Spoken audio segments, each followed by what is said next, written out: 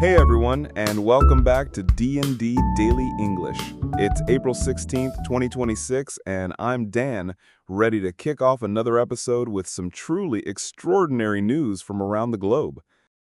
And a very warm welcome from my side too. I'm Daphne and I'm equally thrilled to join you on D&D Daily English today. Dan, the headline for our story is certainly one that promises to grab attention, wouldn't you say? Absolutely, Daphne. You're not going to believe this one. We're talking about the Philippines, where travelers can now book a room in a hotel that's just been awarded a Guinness World Record. Drum roll, please. For being the world's largest building shaped like a chicken. A chicken! I must confess, when I first heard that, I had to double-check. It conjures such a vivid, almost comical image. This isn't just a quirky roadside attraction either. It's a towering 6-story structure, nearly 35 meters tall, boasting 15 air-conditioned rooms. And the architecturally fascinating detail? No windows, specifically to maintain the aesthetic of the chicken's feathers. That's a commitment to theme, isn't it?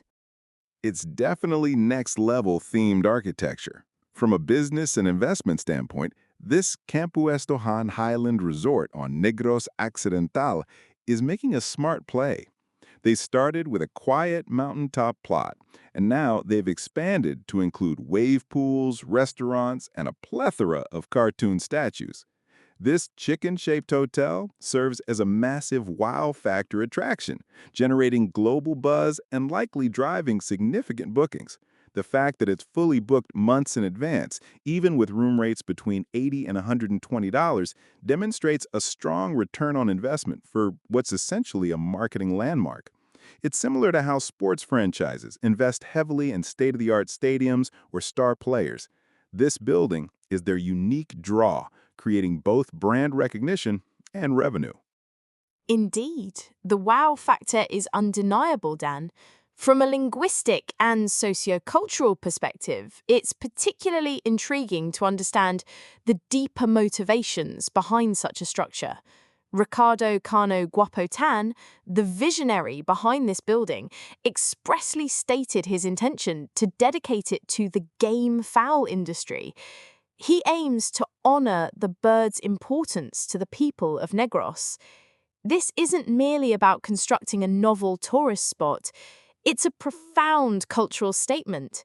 It acknowledges the historical and economic significance of sabong, or cockfighting, a traditional pastime predating Spanish colonial rule. This magnificent chicken effectively becomes a symbol of regional identity and pride, embodying the deep connection the local community has with this particular avian species. That's a powerful angle. Tan also mentioned wanting to leave a big legacy in this mortal world, and that he's still a big kid at heart. The concept of legacy is huge here. It's not solely about financial gain, but about creating something enduring, something memorable that contributes to his community beyond his lifetime. As a former local politician, perhaps this is his innovative way of continuing to serve, by boosting tourism, creating jobs, and celebrating a key local industry that employs tens of thousands. It's a multifaceted approach to making an impact. Precisely. The intertwining of personal ambition, cultural homage, and community development is quite remarkable. The big kid at heart sentiment, as you highlighted, also beautifully explains the resort's broader whimsical aesthetic. With its dinosaurs and cartoon statues, it suggests an underlying playful spirit, which balances the more serious themes of legacy and cultural pride. It's a delightful fusion of the imaginative and the deeply meaningful, isn't it? It really is. Let's delve into some of the rich vocabulary from this story, which helps us understand both the context and the language nuances. Daphne, what's our first word? Excellent idea, Dan. Our first phrase is remote highlands. The news mentions the building is located in the country's remote highlands. This describes areas of elevated land that are far away from cities or highly populated regions. It implies a sense of isolation, but often also natural beauty and tranquility. For example, the explorer set out on an expedition to the remote highlands, where very few people had ever ventured. It's a phrase often found in geographical descriptions. From a strategic business perspective, establishing a resort in remote highlands can create an exclusive, unique experience, setting it apart from urban competitors. It can also present logistical challenges, but if managed well, it enhances the appeal, much like a tech campus in a serene, isolated setting could foster innovation without distraction. Our second item is the phrasal verb bed down. The article humorously states, "No, you're not expected to bed down on top of a pile of straw in a chicken coop." To bed down means to settle down to sleep, often in a temporary, informal, or unusual place. It suggests making oneself comfortable in simple sleeping arrangements. For instance, after a long hike, we were happy to bed down by the campfire. It carries an informal, almost rustic connotation. Exactly. The contrast here is key. The expectation of roughing it is immediately dismissed by the reality of air-conditioned rooms. In a sense, it's about managing customer expectations. No one wants to bed down in a literal coop when they're paying for a hotel room, no matter how themed it is. Next up is Brainchild. The text refers to Ricardo Cano Guapo Tan as the brainchild behind the building.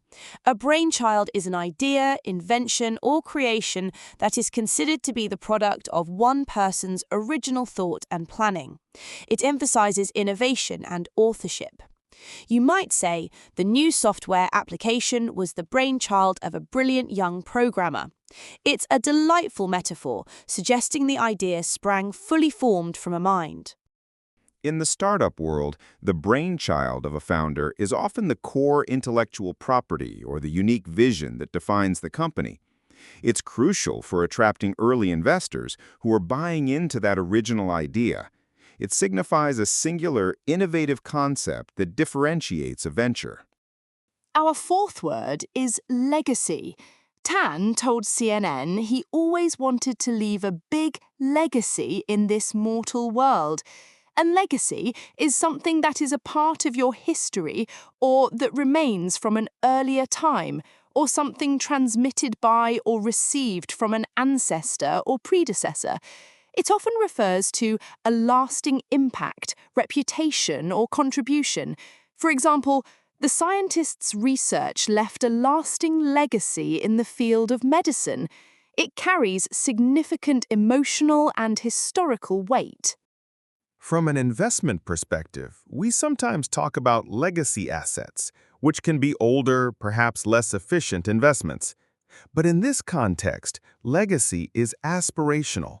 It's about building something that will stand the test of time, something that generates pride and remembrance, much like a Hall of Fame athlete building a lasting legacy through their achievements and community work. Following that, we have wow factor. The resort, Tan said, has always been his playground to create something with a wow factor. The wow factor is a quality or feature that is extremely impressive and makes people feel great admiration or excitement. It's designed to elicit an immediate, strong, positive reaction. You might say the new car's futuristic design definitely has a wow factor. It's a very colloquial yet effective phrase. In tech, a product absolutely needs a wow factor to capture market share. Think of the first iPhone. It wasn't just a phone, it had that wow factor that revolutionized an entire industry. For a resort, a giant chicken building is undoubtedly designed to provide exactly that, making it a talked-about destination. Our sixth word is dedicate. Tan said he dedicated the building to the game fowl industry. To dedicate means to devote time, effort, or oneself to a particular task or purpose. It can also mean to formally or ceremonially set apart something for a specific use, or to honor someone or something. For instance, she dedicated her life to helping underprivileged children. This verb expresses a strong sense of purpose and commitment. In a corporate setting, a company might dedicate a specific team to a high-priority project, showing intense focus. Or in sports, a team might dedicate their championship season to a beloved coach. It implies a significant allocation of resources or sentiment towards a specific goal or honor. The game fowl industry. The article explains that Tan dedicated the building to the game fowl industry that employs tens of thousands of people in the Philippines. This refers specifically to the sector involved in the breeding, raising, and training of birds, typically chickens, for cockfighting or similar combative sports. It's precise terminology that highlights a particular economic and cultural activity. Understanding specific industry terms like the game fowl industry is crucial for grasping local economies. Like any agricultural sector, it has its own supply chain, breeding science, and market dynamics, contributing substantially to regional GDP, even if the activity it supports is controversial elsewhere. It's a significant employer, which is key. Moving on to our 8th word, punters. The news states, millions of pesos are made in cockfighting arenas across the Philippines, where rowdy punters cheer on combative chickens duel until one dies. In British English, punters refers to people who bet money on an event, especially a horse race or other sporting event. It vividly describes the participants in the betting process. For example, the punters eagerly awaited the results of the final race. It evokes the atmosphere of betting establishments. In American English, we'd more commonly use bettors or gamblers, but punters adds a distinct, almost traditional flavor, particularly for racing or combat sports. The image of rowdy punters certainly paints a clear picture of an intense, high-stakes environment where emotions run high, much like a packed basketball arena. Our penultimate word is combative. The punters, as we just discussed, cheer on combative chickens. Combative is an adjective meaning eager or quick to fight, aggressive. It describes something or someone ready for conflict. For instance, the politician delivered a combative speech challenging his opponents on every point. It's a strong descriptive term that clearly conveys aggression and a willingness to engage in a struggle. In sports, a combative player is highly valued. They show tenacity and a fierce will to win, often being aggressive in their pursuit of the ball or goal. It's that competitive spirit. These chickens are bred for that very quality, highlighting the intensity of the sport. And finally, our 10th word is archipelagic. The Philippines is described as an archipelagic country. This adjective means consisting of or relating to an archipelago, which is a large group or chain of islands. It's a precise geographical term. For example, Indonesia is another prominent archipelagic nation with thousands of islands. It efficiently conveys the physical geography of a nation. From a logistical and economic standpoint, being an archipelagic country presents unique challenges and opportunities. Transportation, communication, and resource distribution can be complex, but it also allows for diverse regional economies and niche tourism markets on each island, like this chicken hotel, which capitalizes on local culture. So this chicken hotel isn't just a whimsical structure. It's a fascinating blend of entrepreneurial vision, cultural homage, and strategic tourism. The fact that it's fully booked, with accessible prices ranging from under $80 for 4 people to about $120 for larger groups, shows a smart business model tapping into a unique market. Absolutely. It stands as a brilliant example of how deeply rooted local traditions, even those that might be considered controversial elsewhere, can be creatively reinterpreted and celebrated within a modern tourism framework. And the resort offers so much more, from wave pools to cartoon statues, ensuring it's a comprehensive destination beyond the unique chicken structure. Indeed, it certainly makes a trip to the Philippines sound a lot more interesting and quirky. That's all the time we have for D&D Daily English today. Thanks for joining us for this memorable discussion. Thank you so much for tuning in, everyone. We've enjoyed sharing this unique story and its linguistic insights with you. We look forward to catching you next time on D&D Daily English. Goodbye for now.